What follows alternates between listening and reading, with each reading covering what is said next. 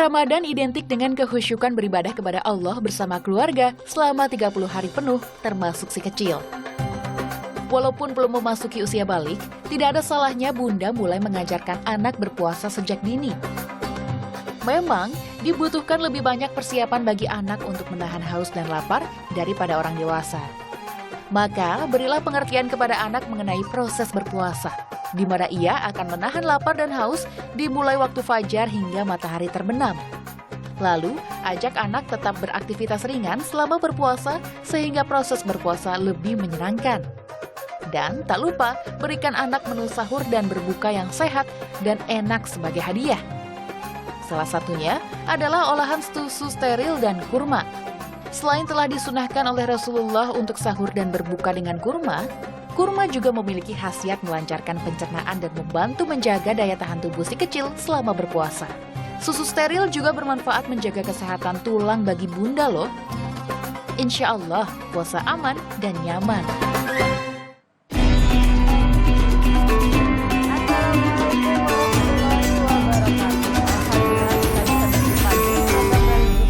TV, Kalam Hati, insya Allah sampai ke hati.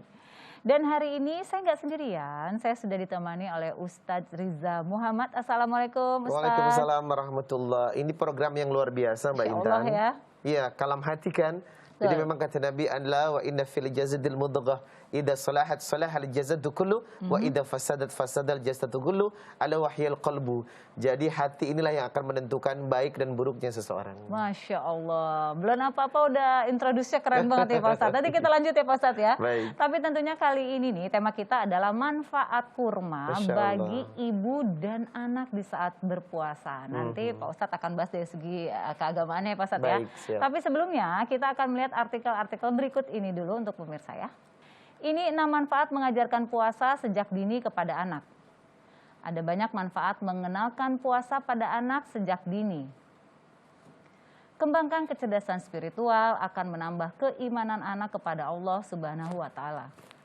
Kembangkan kecerdasan emosional, anak berlatih untuk mengendalikan emosi. Kembangkan kecerdasan interpersonal, ajarkan anak berbela rasa dengan teman-temannya yang kurang beruntung. Kembangkan kecerdasan intelektual. Puasa diyakini meningkatkan protein yang diproduksi otak yang dapat meningkatkan fungsi memori dan motorik. Mempercepat pertumbuhan. Berdasarkan penelitian American College of Cardiology, puasa memicu kenaikan hormon pertumbuhan. Mempunyai pola makan yang lebih teratur saat puasa menjadikan pola hidup yang lebih sehat. Masya Allah ya Pak Ustadz ya, ternyata yang namanya manfaat puasa ini bagi anak juga luar biasa ya. Iya. Salah satunya tadi tuh poinnya tuh ya, bahwa ternyata bisa menimbulkan empati juga ya. Tapi sebelum kita bahas lebih jauh nih, kita tahu bahwa puasa ini kan memang bagus buat anak-anak. Nah, tapi kalau anak kita udah balik nih, udah usia balik ya, akhir balik ya, sudah diwajibkan puasanya. Betul, Nah, tentunya kita akan ngobrol sama Pak Ustadz nih, sejak usia berapa sih sebenarnya kita mulai mengenalkan, ya kan? Jangan sampai anak ketika salah dikenalkan, puasa itu jadi beban buat anak itu ya Pak Ustadz ya. Nah, mungkin Pak Ustadz bisa kasih informasi buat saya dan juga semua yang ada di rumah. Sejak usia berapa sih baiknya kita mengenalkan anak puasa? Iya, redaksi perintah syariat ini tujuannya tidak membebankan, tapi justru membahagiakan. Jadi ketika seseorang ingin menjadikan anaknya tumbuh kembangnya bagus, baik secara zahir ataupun secara psikis, maka yang harus dilakukan adalah wa idza qala luqmanu li ibnihi wa huwa ya'iduhu ya bunayya la tusyrik billah innasyirka ladzulmun adzim. Maka orang harus mengajak anaknya pendekatan agamanya kepada Allah luar biasa. Salah satunya dengan melatih anak untuk berpuasa. Efek puasa yang pertama adalah alladzina amanu wa tatma'innu qulubuhum bidzikrillah ala bidzikrillahi tatma'innul qulub. Surat Ar-Ra'd ayat 28. Kerjaan zikir, ibadah apapun akan membuat mental dan jiwa seseorang lebih tenang. Nah, maka sebenarnya puasa ini adalah solusi untuk menghadapi ketidaktenangan jiwa. Nah, termasuk pembentukan karakter pada anak. Anak yang lahir dari rahim yang tenang, ibunya tenang, selalu berzikir, maka secara emosional anak ini lebih baik daripada dilahirkan dari seorang wanita yang kerjaannya marah-marah dan emosi. Maka peranan puasa di sinilah akan mendidik anak agar bisa menjadi anak yang luar biasa. Dari usia berapa? Tentunya yang lebih utama perintah ini seperti datangnya perintah sholat pada usia balik. Kurang lebih 7 tahun. 7 tahun. Jadi kalau laki-laki pernah merasakan mimpi basah, kalau perempuan haid pada fase yang pertama. Itu lebih utama karena tanggung jawab sudah diserahkan kepada diri masing-masing. Nah 7 tahun itulah kita ajarkan untuk berpuasa but by process, ya kan? Pengenalannya kalau dia tidak mampu untuk one day full, kita ambil yang half, yang separuh dulu deh. Apakah ada yang begitu? For the exercise, untuk latihan dalam pendekatan menuju satu puasa yang full itu boleh. Nggak masalah ya? Ya boleh, nggak masalah. Ketika sudah 10 tahun, nah saat itulah finally-nya harus full. Sudah jadi mulai range-nya 10 tahun. Seperti perintah sholat, kalau 10 tahun tak mau sholat, boleh ada punishment. Boleh ada hukuman yang lebih berat kepada si anak, agar anak sadar kalau ternyata stressingnya adalah kamu wajib untuk menunaikan kewajiban di usia 10 tahun. Nah Pak Ustadz, berarti kan tadi Pak Ustadz bilang mengenalkan di usia 7 tahun. Betul. Gitu ya Pak Ustadz ya, di awal-awal ya, jangan sampai mengenalkannya juga salah ya. Tapi ya ini kita berbicara, kadang kita suka melihat ya mungkin di lingkungan kita tuh anak-anak yang masih kecil-kecil gitu loh Pak Ustadz, dipaksa sampai mereka full, itu gimana ya Pak Ustadz? Nah saya harus menggarisbawahi kata-kata dipaksa ini nggak enak. Karena apa? Dialog para nabi dalam mendidik anaknya agar selalu menjadi hamba yang baik itu diawali dengan kalimat ya bunayya inni ara fil manam an adbahuka fangdur madza tara. Ibrahim kepada Ismail, hai anakku sayang, aku mimpi menyembelihmu. Berarti di sini kita tidak boleh memaksakan sesuatu yang secara umum anak tak mampu. Yang kedua, perintah diberikan lebih baik mengawali dengan kata-kata pendekatan. Approach-nya bagus, ya bunayya. Nah seperti Luqman kepada anaknya, ya bunayya. Wa itu qala Luqman li ibnihi, ya bunayya la tusyrik billah. Anakku sayang, jangan pernah mempersekutukan Allah. Nah di sini metode dipaksa sebaiknya dihindari Mbak Intan. Karena itu nggak bagus. Jadi ada kata ungkapan yang sebenarnya sudah dicontohkan ya. Sebaiknya ditawarin, anak kira-kira kalau mau puasa setengah hari dulu mau nggak? Nah gitu kan. Dibuat suasana menyenangkan. Betul. Ya Pak Ustadz ya. Besok habis sama Umi puasa full. Tapi kalau adik nggak kuat, boleh separuh dulu ya. Kalau nggak separuh nggak apa-apa, seperempat aja. Nah ini edukasi sudah mulai masuk. Pelan-pelan. Pelan-pelan ya. Ini Masya Allah ya, ternyata memang cara berkomunikasi kepada anak pun diajarkan dalam agama Islam ya. Bagaimana dengan menyebutkan anakku sayang. Betul, kalimat-kalimat lembut tadi. Anakku yang baik, yang pintar gitu ya. Ini boleh ditiru nih buat para bunda-bunda di rumah ya gitu ya. Sangat itu. Sangat ya. Nah sekarang aku mau tanya Pak Ustadz, kalau misalnya kan berbuka itu kan disunahkan menggunakan kurma ya Pak Ustadz ya. Nah kalau anak-anak nih gitu kan, dikenalkan juga dengan kurma itu baikkah dan apakah harus langsung 7 gitu kan? Kan baiknya 7 ya gitu ya. Nah kalau untuk anak-anak bagaimana nih Pak Ustadz? Baik, jadi sebenarnya salah satu pohon syurga yang diturunkan di muka bumi itu adalah kurma. Nah, mayyuti'ir rasul faqad ata Allah. Siapa yang berusaha mengikuti tingkah laku Nabi, maka ia tandanya taat kepada Allah. Termasuk Nabi memberikan pola berbuka puasa yang baik. Jadi kata Nabi, idza aftarah ahadukum, kalau kalian mau berbuka maka ala tamr, bukalah dengan kurma. Kurma yang kering. Gitu ya. Fa illam yajid, kalau tidak ada, yuftir, silakan berbuka alama dengan air. Fa innahu tahur, sebab air mensucikan. Berarti ada etika dalam berbuka puasa yang baik. Jadi secara sunnah apa yang dianjurkan oleh Rasulullah, maka carilah tamar, yakni kurma. Nah ini sebenarnya salah satu sunnah yang sangat bermanfaat. Karena apa? Ada salah satu statement yang sebenarnya digiring pada opini yang tidak benar Mbak Intan. Berbukalah dengan yang manis. Nah iya kan? Berbukalah dengan yang manis. Tidak semua makanan yang manis, yang kalorinya tinggi, bagus untuk tubuh. Nah makanya diarahkan sebenarnya dengan kurma secara dessert, makanan ini memiliki kompleks vitamin, karbohidrat, semuanya lengkap. Makanya yang manis di sini konteksnya pada kurma, bukan sembarang makanan. Nah, jadi hati-hati nih ya. Jadi memang yang pasti memang yang disunahkan oleh Rasulullah SAW ini pasti terbaik, baik dari segi agama maupun dari segi kesehatan. Nanti kita akan bahas lagi ya.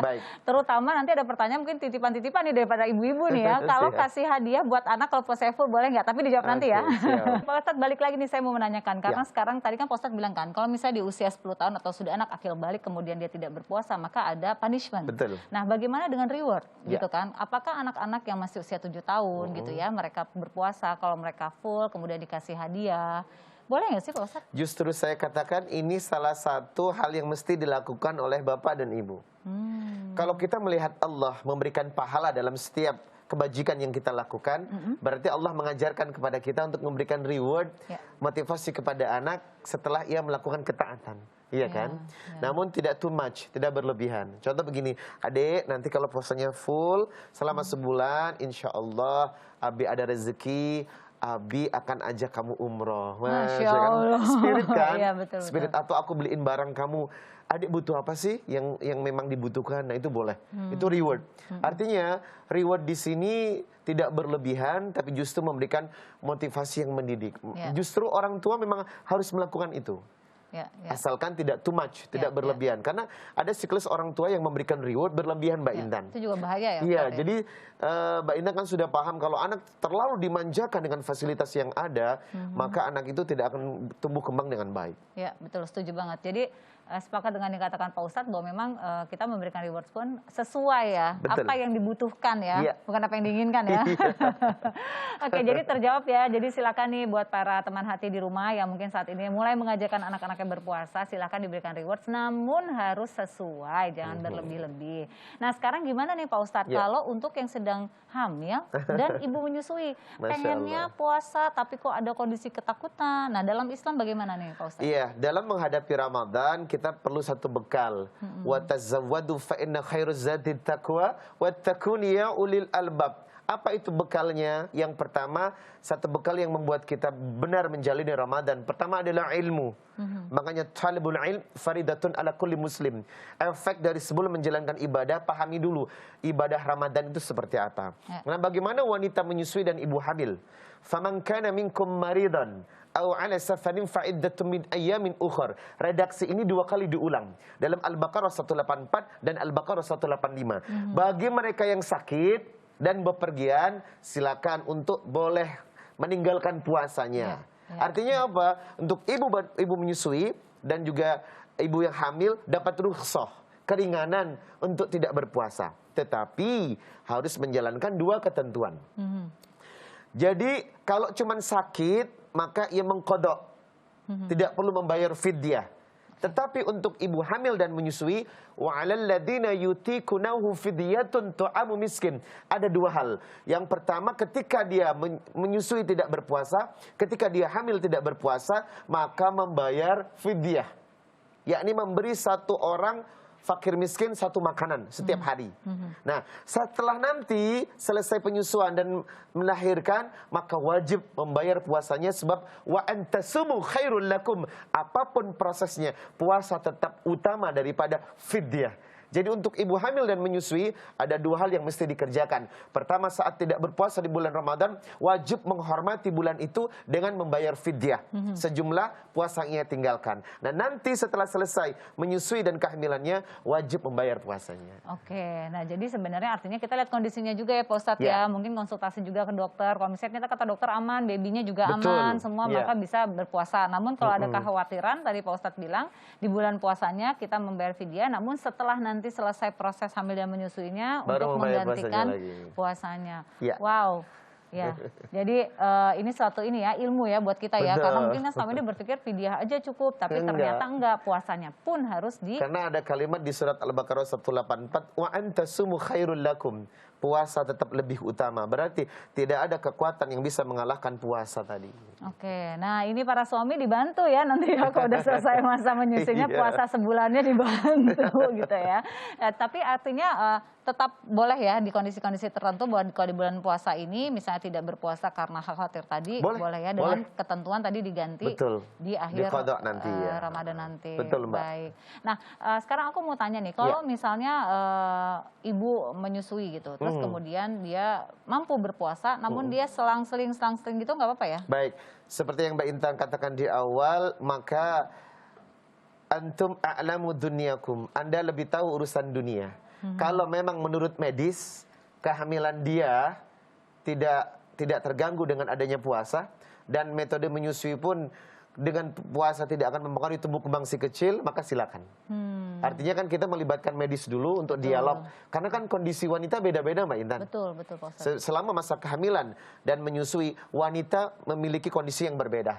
Nah, makanya di sini syariat meringankan mereka untuk tidak berpuasa. Tapi walaupun mereka ingin berpuasa, boleh, asalkan betul-betul dapat referensi yang kredibilitas dari seorang dokter yang meyakinkan dengan aktivitas puasa saat dia hamil, dengan aktivitas saat dia menyusui, betul-betul aman untuk dirinya dan untuk anaknya. Baik, karena ini menarik ya Pak Ustadz, karena kan ada juga aku punya teman gitu yang dia aman-aman aja gitu lagi hamil, betul. puasa ya sebulan full ya. Tapi ada satu yang memang ringkih sekali yang nggak bisa untuk dia berpuasa ya kayak gitu ya. Mbak Intan, betul. Iya. Nah sekarang balik lagi berarti kita sebagai teman hati ya, misalnya di rumah nih saat ini ada pasangannya, keluarganya atau kerabat yang lagi hamil atau menyusui, maka kita memang menyarankan untuk melihat bagaimana kondisinya ya dari segi medis, terutama dokternya dulu nih. Kalau dokternya mengizinkan baru aman ya. Betul. Tapi artinya kalau misalnya tidak berpuasa tetap harus digantikan dengan fidyah, dan nanti setelah puasa selesai, hamilnya menyusui selesai, membayar qada. Nah, balik lagi ke tentang mengenalkan puasa kepada anak. Ini menarik nih karena sebenarnya banyak juga yang bertanya gitu kan.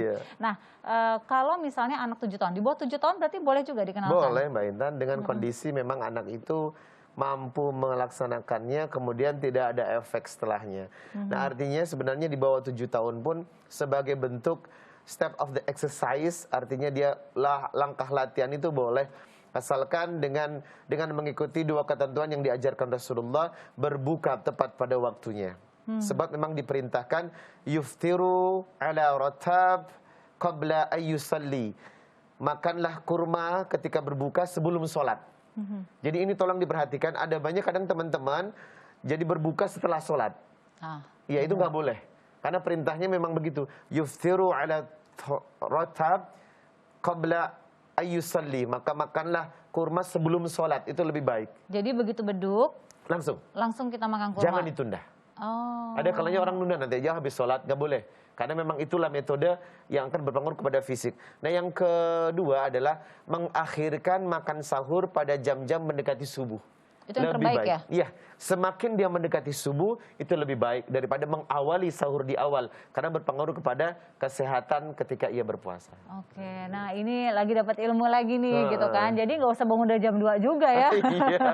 Jadi ternyata yang lebih dekat dengan waktu subuh ya kan, waktu imsak jauh lebih baik ya gitu ya. Jadi mungkin kita mulailah belajar di Ramadan kali ini, insya Allah kita lebih baik nih menjalankan puasanya dibandingkan tahun-tahun kemarin gitu ya Pak Ustadz ya, insya Allah ya. Nah Pak Ustadz, sekarang aku mau nanya-nanya nih sama teman-teman teman hati di sana ya, karena kita kan kalau buka puasa pakai kurma nih, tapi saya penasaran nih, biasanya mereka kalau buka puasa kurmanya berapa banyak nih? Nah teman hati, gimana kalau makan kurma biasanya berapa butir nih sekali teman-teman makan? Assalamualaikum warahmatullahi wabarakatuh. Halo teman hati, gimana sahurnya? Kira-kira teman hati tahu nggak sih anjuran dalam Islam jumlah kurma yang harus dimakan saat sahur ataupun berbuka? Kira-kira berapa ya? Selama puasa jumlah kurma yang dikonsumsi saat sahur dan berbuka itu berapa ya Mas kalau boleh tahu? Biasanya sih makannya 3 sih sesuai anjuran Nabi.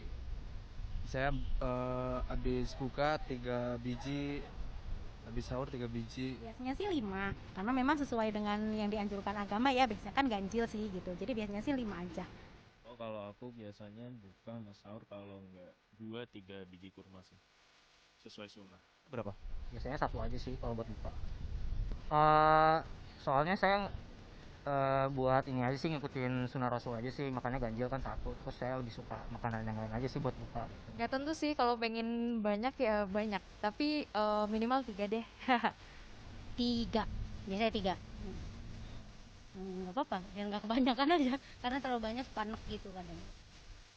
Setiap sahur tuh pasti 3, terus pas buka puasa pasti juga 3. Jadi saya memang sebenarnya nggak terlalu suka kurma, tapi mending saya makan kurma 3 dibanding saya nggak makan kurma sama sekali sih sebenarnya. Itu dia pendapat teman hati mengenai jumlah konsumsi kurma saat sahur ataupun berbuka. Kira-kira pendapat yang di studio gimana ya? Wah, macam-macam ya. Ada yang 2, ada yang pokoknya banyak lah ya.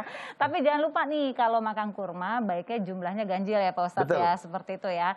Nah, sudah kalau makan 6 tambahin deh 1 lagi jadi 7 biar iya. sempurna sesuai dengan sunnah dari Rasulullah Shallallahu Alaihi Allahumma Wasallam. shalli wa sallim barik Nah, alaihi. teman hati akan segera bergabung bersama kita Dr. Agus Rahmadi untuk membahas tema kita yaitu manfaat kurma bagi ibu dan anak di saat berpuasa.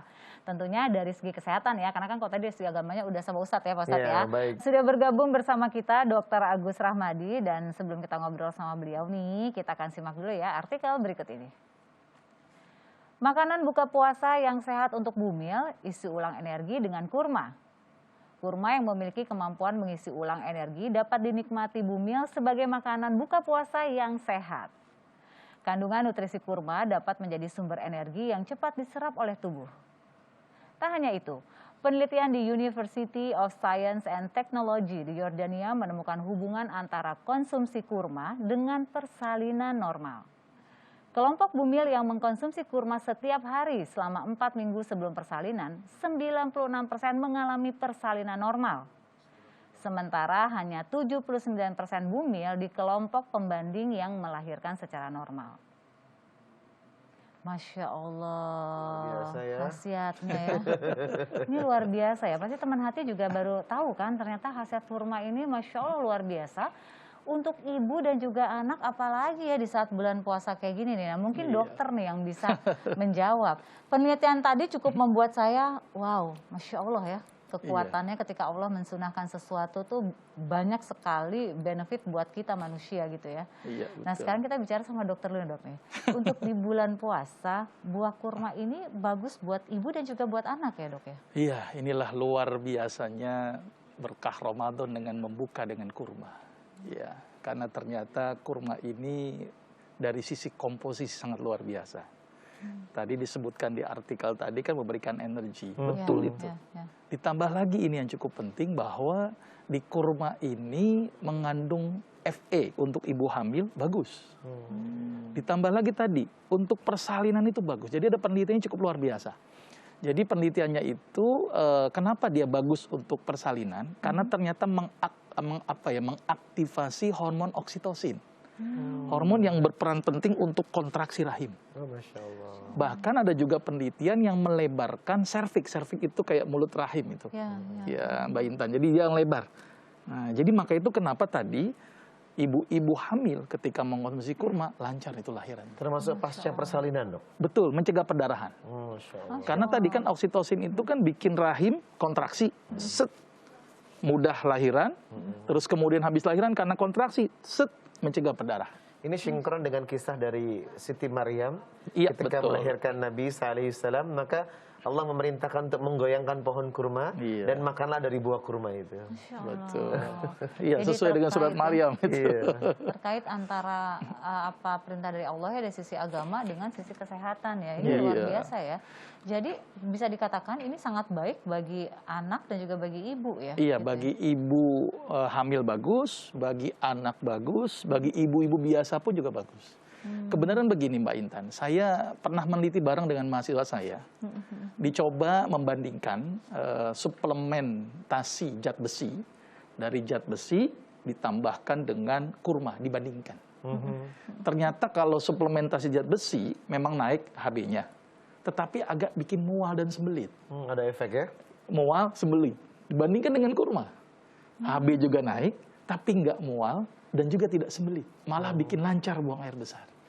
Jadi ternyata benar bahwa ini sangat bagus untuk ibu hamil, ibu yang biasa, dan bagus juga anak-anak karena kandungan Fe salah satu. Nah dok, kemarin itu saya sempat karena kesibukan yang luar biasa Mbak Intan, dari kota ke kota dengan jalur darat ataupun udara, saya sempat mengalami tubuh yang kurang enak. Jadi lemas begitu ya. Maka solusi saya coba makan kurma dengan madu, dan itu ternyata cepat reaksinya. Betul, karena tadi memberikan energi yang instan. Gitu ya. Jadi makanya itu kenapa berbukanya itu dengan kurma, karena sumber energi yang cukup. Sebenarnya kalau yang paling benar tadi, ada Ustadz bilang dikatakan segerakan dengan berbuka. Kurma dulu, ya kan? Minum air putih. Iya. Harusnya jangan makan banyak dulu, sholat dulu, Ustaz. Itu energinya cukup harus. Langsung ngumpet dulu ya. Soalnya kadang-kadang sibuk dengan makan lupa sama sholat. Betul. Nah, yang lebih kadang bikin saya bingung tuh, Dok, apa yang kita biasa makan di awal itu ternyata kontradiksi dengan apa yang memang kesehatan ajarkan kan. Iya. Terlalu banyak yang berminyak, Iya, kadar lemaknya betul. tinggi, kalorinya juga tinggi. Ini efeknya juga kasih pengaruh sama badan tuh, Dok, ya. Betul, maka itu batasi lemak juga Iya. tuh. Iya. Dia habis lemak di dalam tubuhnya.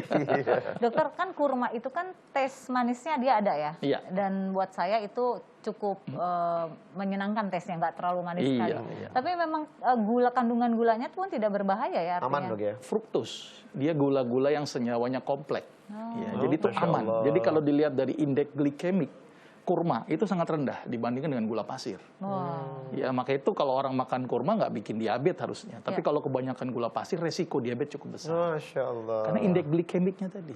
Ya, ya. Maka itu bagus sekali ketika berbuka dengan sesuatu yang benar-benar bermanfaat. Betul. Dari sisi energi, tapi juga dari sisi nutrisi lainnya. Termasuk kalium yang terkandung di dalam kurma. Oh, ini keren sekali kalium ini. Iya. Untuk otot, kita bisa beraktivitas. Tadi Ustadz bilang katanya makan kurma lalu seger. Iya, Itu betul. ototnya ini karena asupan kaliumnya masuk, energinya masuk, jadi kuat gitu. Iya. Jadi kayak kecil tapi semua tuh ada ya. Betul, Apalagi kalau itu memang kita loh. mengikuti sunnahnya ya. Iya. 7 kurma setiap kali berbuka. Kayaknya rasanya ingin makan satu piring, satu meja makan tuh hilang ya. Tadi ada yang menarik, Dok, ya, satu buah ini bisa memberikan macam-macam komposisi kan. Ya, ya, Masya Jadi Allah. kandungan komposisinya luar biasa. Terus kalau istilah kurma itu sebenarnya mengandung karbohidrat yang kompleks, itu gimana, Dok? Itu tadi, dia sifatnya gulanya gula fruktus ya. Jadi bukan senyawa tunggal glukos, walaupun nanti dipecah menjadi glukos gitu ya. Tapi artinya karena ini senyawanya kompleks yang terikat dalam satu rangkaian serat, jadi indeks glikemiknya rendah. Oh, Masya Ya, Allah. Nah, jadi aman sebenarnya. Alhamdulillah. Kira-kira begitu. Nah, dokter, kan ada juga ya teknik kurma pada bayi, Iya. betul ya? Nah, Betul, betul. itu bagaimana dokter? Jadi gini, Rasul itu pernah mencontohkan bayi yang baru lahir itu ditahnik. Tahnik itu artinya Rasulullah itu mengunyah kurma sampai lembut. Kemudian diambil dari kunyahannya Rasul, kemudian dimasukkan ke dalam mulutnya bayi, kemudian digosok-gosokkan di bagian atas Langit-langit. langit-langit. Langit-langit ya? Iya. Tujuannya apa? Ya, walaupun Rasul tidak menyebutkan tujuannya apa, tapi dari sisi kesehatannya sangat luar biasa. Ada sebuah penelitian cukup menarik nih, penelitian nih Mbak Intan. Jadi bayi yang baru lahir, ternyata kadar glukosa darahnya sangat rendah. Efeknya apa kalau rendah? Susah menangis, gampang kejang, terus kulit jadi kuning.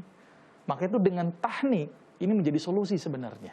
Solusinya apa? Supaya tidak terjadi hipoglikemik. Dan harus dikunyah, harus dikunyah. Sampai Jadi halus kalau ya. sekarang mungkin ibunya kali ya? Bapaknya. Oh, bapaknya. Ibunya kasihan habis lahiran. Oh iya, benernya habis lahiran tuh suruh ngunyah kurma ya juga ya. Bapaknya benar. Bapaknya suruh ngunyah. Iya, tujuannya kenapa dikunyah? Supaya proses enzimatis di mulut bisa mengenai kurma sehingga mudah diserap oleh si bayi. Nah, Kalau nggak dikunyah, repot itu. salah satu syariat memang setelah dihaluskan, sebelum disuapkan, itu didoakan, Mbak Intan. Jadi laisa syai'un akramah 'alallah minad du'a. Kemuliaan itu adalah dengan doa. Nah, doa ini kan powernya luar biasa. Setelah kurma dimasukkan, lalu ia didoakan. Maka Rasulullah kan mendoakan. Ada sahabat yang membawa bayinya, ya Rasulullah tahnik anakku ini. Nah, sebenarnya dengan menggunakan air liurnya itu dimasukkan ke mulutnya, maka ada doa-doa yang dipanjatkan oleh Rasulullah kepada anak itu. Nah, secara psikologis doa inilah yang akan membangun kita pada satu tujuan agar anak kita bisa menjadi anak yang saleh dan salehah. Iya, Masya Allah, lengkap ya kalau gitu ya dari segi kesehatannya ternyata terjawab kenapa teknik kurma pada bayi ini baik dilakukan gitu ya. Iya. Kemudian dari sisi keagamaan juga Pak Ustadz tadi menjelaskan secara detail bahwa itu juga manfaatnya sangat luar biasa bagi perkembangan bayi ya, gitu Iya, mungkin betul. secara psikologisnya ya, Iya. Pak Ustadz ya kalau dari sisi Iya. agamanya ya. Nah jadi sebenarnya ini aman ya dok ya untuk bayi baru lahir di teknik kurma ini ya. Aman, tapi dengan syarat dikunyah dulu ya. Ya, jangan langsung dipotong, jangan langsung dipotong-potong, langsung kasih gitu beda ya. Kasihan itu nanti Ya, bayinya oke. keselak Iya. nanti kalau langsung. Iya ya. Nah, dokter kan disunahkan 7 kurma untuk berbuka puasa ya. Nah kalau anak-anak kan satu aja juga udah alhamdulillah ya gitu. Kecuali kalau yang suka ya, kalau yang suka beda ya gitu ya. Itu gimana dok? Ya silakan saja ya, kalau ngikutin hadis itu kan ganjil. Tapi ada juga hadis yang mengatakan 7 butir kurma setiap pagi. Ya, artinya kalau pada anak-anak, dan perintah itu biasanya pada balik umumnya. Kalau pada anak-anak 5 tahun dipasain 7 ya, kayaknya Susah berat ya? mungkin ya. Iya. Artinya ganjil sudah cukup, apa 1 atau 3 atau 5 gitu ya. Atau kita bisa melakukan modifikasi kalau anak tidak bisa langsung menelan buahnya, Mbak. Bisa bikin roti dengan topping kurma yang sudah di blender, ya bisa jadi jam. Iya kan? Artinya memang ada beberapa kasus anak-anak kita nih, Dok, tidak bisa menelan buah ini, nggak mau dia gitu loh. Belum tahu ya, nikmatnya begitu tahu sih habis sebanyak itu ya. Baik, ini menarik sekali, tapi tentunya kita bukan tahu nih. Tadi udah jelaskan ya sama dokter juga sama Pak Ustadz nih, manfaat kurma bagi ibu dan anak di saat berpuasa ternyata Masya Allah banyak banget ya. Tapi ada juga nih yang mengandung khasiat kurma. Tidak hanya untuk ibu dan anak, tapi juga untuk teman hati semua. Ya, sudah dijelaskan ya tadi manfaat kurma bagi ibu dan anak di saat berpuasa. Ada juga nih yang mengandung khasiat kurma, tidak hanya untuk ibu dan anak, tapi juga untuk kita semua, termasuk buat Pak Ustadz nih. Oh, Masya Allah, apa itu Mbak Intan? Wah, ada sesuatu nih Pak Ustadz, harus tahu Pak Ustadz. Sebentar ya, saya izin buka masker dulu ya Pak Ustadz ya, karena saya mau memberitahu sesuatu Pak Ustadz, produk yang Masya Allah luar biasa. Ini dia Pak Ustadz nih, ini adalah susu steril 7 kurma yang mengandung manfaat dari susu steril dan buah kurma berkhasiat. Paduan 2 bahan terbaik yaitu susu steril bermanfaat dan kurma pilihan yang berkhasiat dalam kemasan terlindungi dan pastinya penuh nutrisi. Susu steril aja udah bagus ya, apalagi ditambah khasiat dari kurma. Masya Allah. Jadi susu dan kurma ini manfaatnya double ya? Iya Pak Ustadz, ini Masya Allah nih Pak Ustadz ya. Susu dan kurma bergabung jadi satu, insya Allah manfaatnya double. Nah saya mau ngajak Pak Ustadz nih untuk mencobakan juga nih susu kurma ini. Tapi kira-kira Pak Ustadz gimana menurut Pak Ustadz ini bagus nggak Pak Ustadz? Masya Allah. Jadi secara ketentuan hadis maka Rasulullah mengajak kita, Ida aftara ahadukum yuftiru tamar. Yuftiru ala tamar. Maka ketika kita berpuasa, berbukalah dengan kurma. Nah pertama kurma sudah ketentuan Nabi. Mayuti'ir Rasul faqad atau Allah. Maka akan mendapatkan kebaikan dari Allah dan Rasulnya. Yang kedua, salah satu kebiasaan Nabi suka minum susu. Nah, pas lah ini digabung kurma dengan susu jadi satu. Terasa memang double manfaatnya. Masya Allah, ini Pak Ustadz makin mantep aja nih, makin yakin banget ya. Karena zaman sekarang nih yang biasa-biasa aja nggak cukup nih.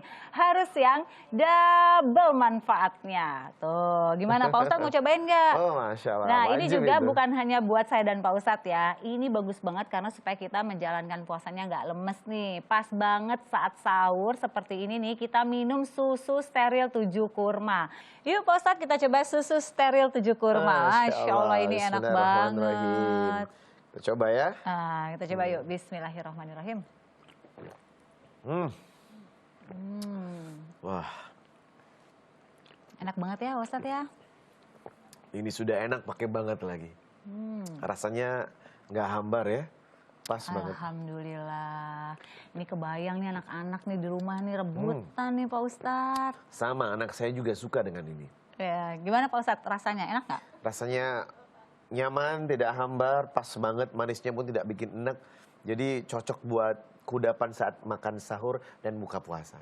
Pak Ustadz aja bilang komposisinya enak banget, manisnya juga enak. Anak-anak di rumah juga pasti suka. Anak saya tuh 4 orang di rumah suka semua sama ini. Termasuk anak saya juga loh. Suka ya. Dan yang pasti nih teman hati harus punya stok ya di rumah ya, supaya kita bisa minum setiap hari. Susu steril 7 kurma, enak dan double manfaat. Pak Ustadz, enak ya Pak Ustadz ya? Wah Pak Ustadz bener-bener emang Pak Ini yang Ustadz. sebelumnya aku udah minum ini sih. Kita harus kuat-kuat. Kita lanjutkan Pak Ustadz, kita pakai masker ya Pak Iya. Ustadz. Oke. Nah.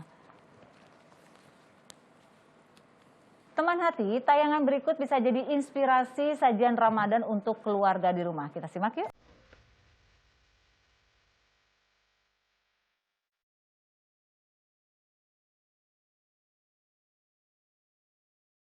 Assalamualaikum warahmatullahi wabarakatuh.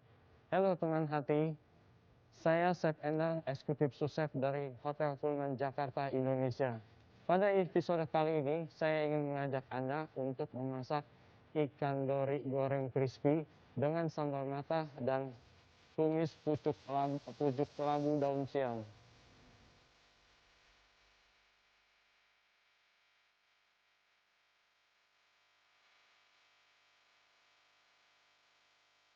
Langkah pertama yang akan kita masak adalah ikan dorinya dulu. Saya akan bumbui terlebih dahulu ikan dori tersebut agar meresap rasanya ke dalam dagingnya. Langkah berikutnya, kita siapkan tepung terigu untuk adonan menggoreng ikan dori tersebut.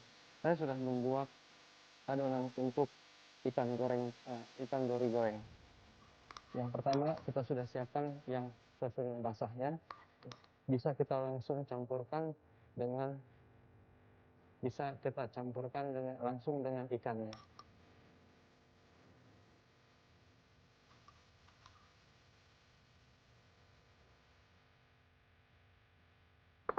Langkah berikutnya, kita siapkan tepung keringnya.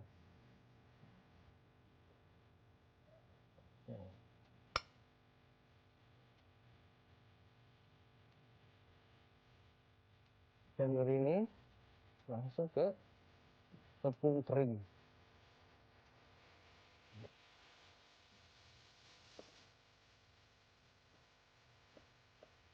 Dan kita aduk-aduk sampai tepung keringnya merata semua ke bagian ikan.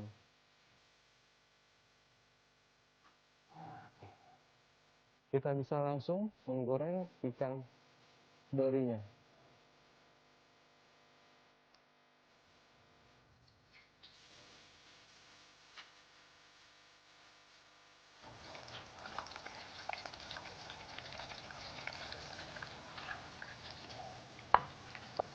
Baik teman hati, sambil menunggu ikan matang, kita siapkan dulu bahan-bahan untuk sambal matah. Untuk sambal matah, semua bahan-bahan bisa langsung dicampur jadi satu. Ya, ada bawang merah, putih, serai, kemudian dark, cabai rawit merah, dan kita kasih sedikit terasi. Kita campurkan tomat hijaunya.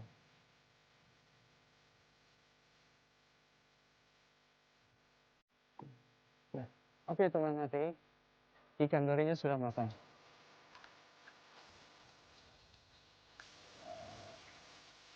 Oke, untuk selanjutnya kita akan buat tumis pucuk daun labu.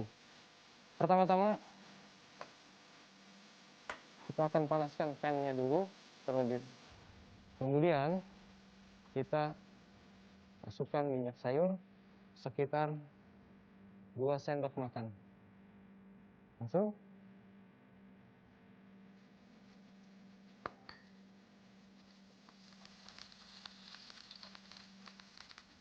biarkan aromanya keluar terlebih dahulu. Setelah itu baru kita masukkan bawang putihnya. Ya.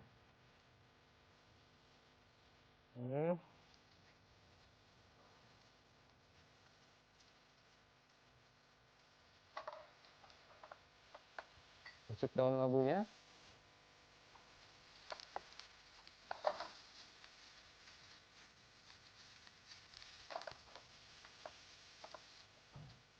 Sambal bajak.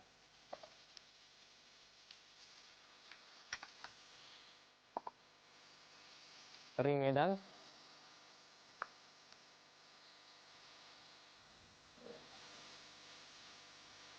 Cabai merah dan cabai hijau.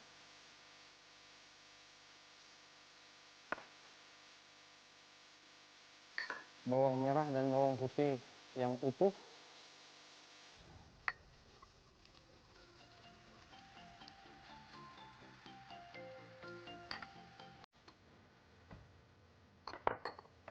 Kemudian dengan cabai rawit merah dan cabai rawit hijau yang sudah digoreng.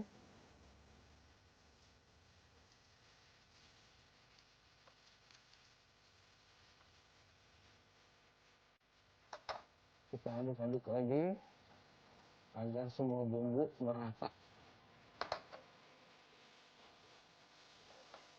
Selesai pembuatan tumis pucuk daun labu.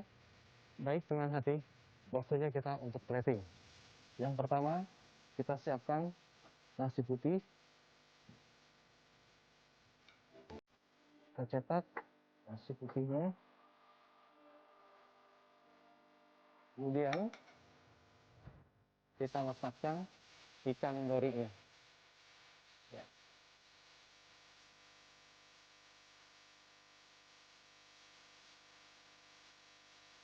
Kita letakkan sambal matahnya.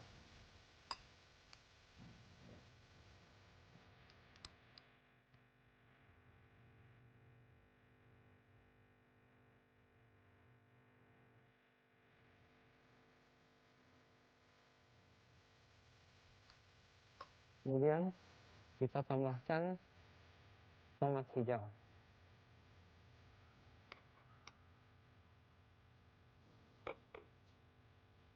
Kemudian kita tambahkan bunga sorel.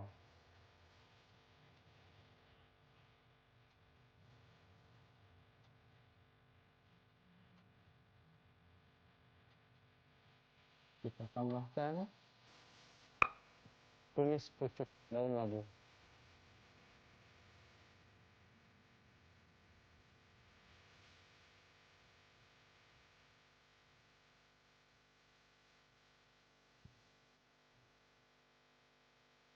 Ini dia menu sehat dari Pullman Jakarta Indonesia, ikan dori goreng crispy dengan sambal matah dan tumis pucuk daun labu.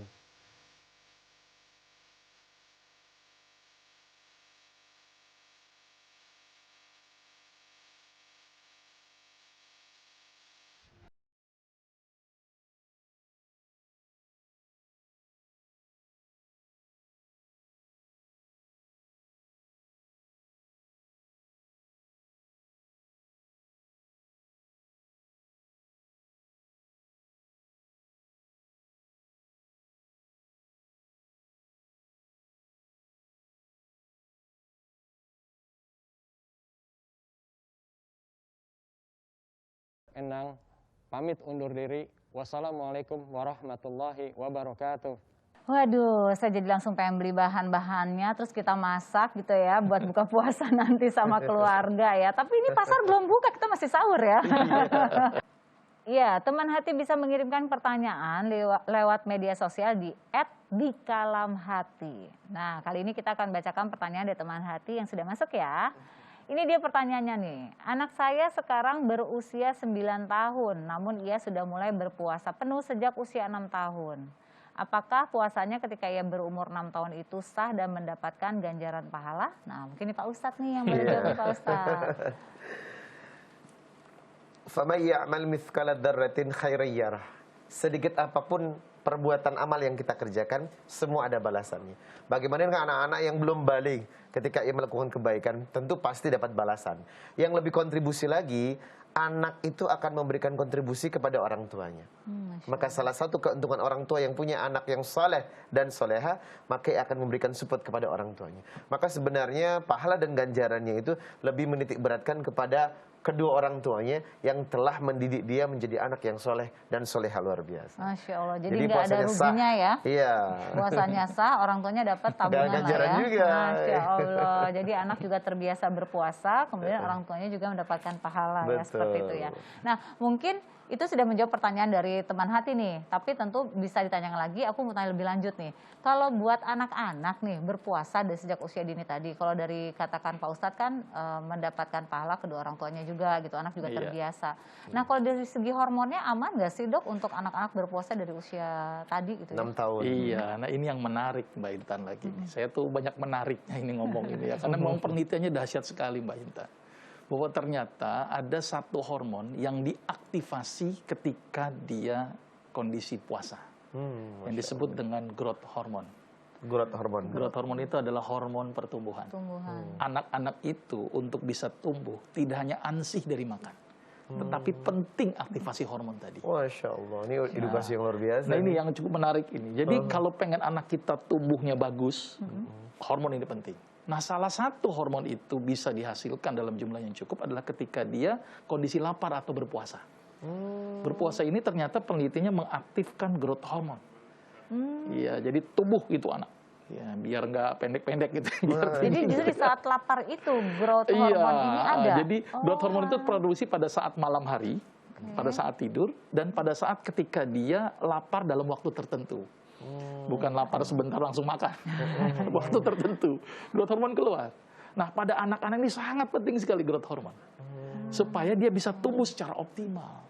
Karena kalau orang kekurangan growth hormone, jadi kretinisme atau kecil anaknya. Maka itu puasa ini sangat bagus dilatih pada anak-anak. Jadi orang tuanya berperan, juga ternyata anaknya dari sisi kesehatan juga cukup bagus. Apalagi anak-anak kan masih masa pertumbuhan ya dok ya, jadi ibaratnya ini sangat bagus sekali ya. Nah ditambah lagi ini Mbak Intan yang juga saya cukup menarik ketika saya membaca sebuah jurnal. Ada satu zat yang dihasilkan ketika lapar, yang disebut dengan grelin. Grelin, ini bahasanya agak ribet ini Pak Ustadz ya. Ini bahasa kedokteran ya. Grelin itu dihasilkan dari lambung ketika lapar. Ternyata dia akan mengaktifasi otak. Jadi kayak semacam neurotropiknya otak. Maka itu anak itu akan lebih cerdas ketika dia diajak untuk berpuasa. Masya Allah. Ini hebatnya puasa, bikin tumbuh, bikin cerdas lagi. Masya Allah. Jadi benar-benar nggak ada ruginya ya, nggak apa-apa diajarkan puasa pada anak-anak sedini mungkin ya, walaupun tapi jangan tadi dipaksakan. Jangan dipaksakan ya. Tadi juga Ustadz sudah mengatakan kalau misalnya belum bisa full, mah nggak setengah hari belum full, seperempat hari. Karena memang artinya kan di anak-anak itu belum menjadi kewajiban, namun kita sedang mengenalkan, intinya itu ya. Tapi dalam fase mengenalkan saja, Masya Allah manfaatnya sangat luar biasa ya, baik dari segi tadi sisi agamanya maupun dari sisi kesehatannya ya. Iya. Nah kalau dari perkembangan karakter, tadi kan saya juga baca nih anak jauh lebih empati karena merasakan lapar itu kan menimbulkan empati ya kepada anak-anak itu. Ini juga berfungsi buat karakter kedepannya ya dok, kalau dari sisi medis gimana? Iya, apalagi dikenalkan ini loh orang lapar begini loh. Dia kan merasakan berarti kan. Maka dia kalau kita melihat orang lapar, berarti dia sudah merasakan. Maka itu benar tadi kata Ustadz, menumbuhkan rasa empati. Itu betul. Dan ternyata juga melatih aspek psikisnya dia. Karena dia merasakan bagaimana orang yang lapar itu menderita juga. Karena dia juga merasakan ketika lapar juga begini. Maka itu peran orang tua juga mendidik, ini loh hikmahnya puasa. Gitu ya. Jadi tambah lagi dia mantap. Salah satu tabiat puasa memang adalah menciptakan sense of social. Di mana dia bisa berbagi dengan orang, di mana ketika orang lapar akan merasakan kondisinya seperti itu. Dari situlah timbul kebaikan-kebaikan kepada si anak. Kalau ternyata la yu'minu ahadukum hatta yuhibba li akhihi ma yuhibbu li nafsi. Tidak sempurna seseorang sampai bisa mencintai orang lain seperti mencintai dirinya sendiri. Dan itu bisa ditumbuhkan dengan hal-hal seperti ini ya. Bagaimana dia bisa berempati kepada orang lain kalau dia tidak pernah merasakan begini loh rasanya menahan makan gitu ya. Jadi artinya memang mengenalkan berpuasa kepada anak kita ini adalah salah satu kewajiban bagi orang tua ya. Namun kalau caranya salah, tentu hal yang baik menjadi tidak baik ujungnya seperti itu. Jadi pengenalannya harus tepat, insya Allah manfaatnya juga bisa didapatkan bagi orang tua maupun bagi anak itu sendiri. Jadi ini Masya Allah banget nih, hari ini kita belajar banyak banget bagaimana kita mengenalkan berpuasa kepada anak, kemudian apa yang harus kita lakukan agar anak kita terbiasa, dan bolehnya juga ada punishment dan rewards ya, tapi segala sesuatu tetap dengan komposisinya yang tepat dan tidak berlebih. Nah teman hati, terkadang pekerjaan ini kan membuat kita harus tinggal jauh dari keluarga ya kan, kalau bisa ketemu sama orang tua tuh nikmat banget. Tapi ini ada loh teman hati kita, yaitu Widi yang ingin menitipkan rindunya lewat kalam hati. Ini dia.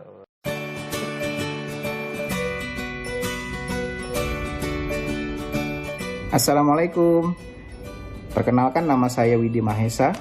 Saat ini saya tinggal dan bekerja di United Arab Emirates, tepatnya di kota Abu Dhabi. Kota Abu Dhabi sendiri merupakan salah satu kota di dunia yang kaya, kemudian aman dan maju. Lama berpuasa di Abu Dhabi ini kurang lebih 14 jam.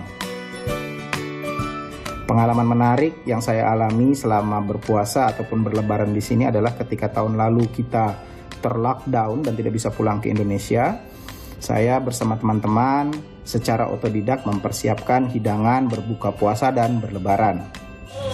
Jadi juga kita akhirnya lebaran di Abu Dhabi. Para bulog mulai dari Om Fajar, Om Enggal, Om Davin, Om Toro, dan Om Bima ini paling mantap. Tim kita. gagal mudik semua, tim gagal Ini mudik. semua tim gagal mudik dari Abu Dhabi.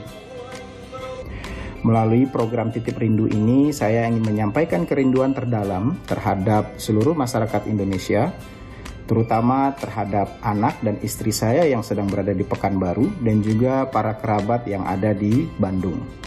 Harapan saya semoga ke depan pandemi corona ini segera berlalu, dunia bisa segera pulih dan kita bisa menjadi pribadi muslim yang lebih baik. Terima kasih. Wassalamualaikum warahmatullahi wabarakatuh.